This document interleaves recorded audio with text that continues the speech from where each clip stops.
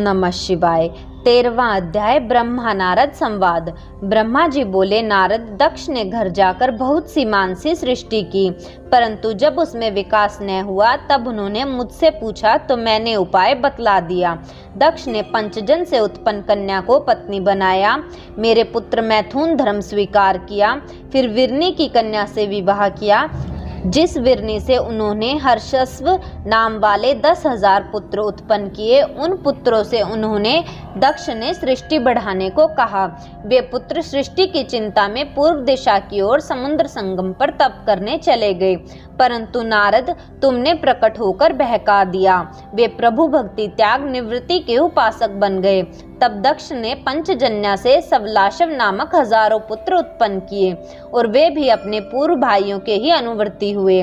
दक्ष फिर पुत्रों के घर न लौटने से दुखी हुए। इस बार उन्हें ऐसा आघात पहुंचा कि उन्होंने तुम्हें दुष्ट कहा, और जो उसी समय बहुत से देवता वहां आ गए थे, उनके सामने ही दक्ष ने तुम्हारी बहुत निंदा की और यह शाप भी दे दिया कि तूने पृथ्वी पर मेरे पुत्रों को बहकाकर मेरा काज किया है, इसलिए तेरे चरण पृथ्वी पर कहीं स्थिर न रहेंगे। हे मुने, तुमने निर्मल मन से उस शाप को ग्रहण कर लिया।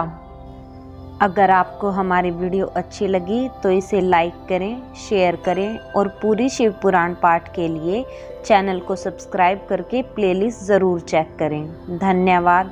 हर हर महादेव।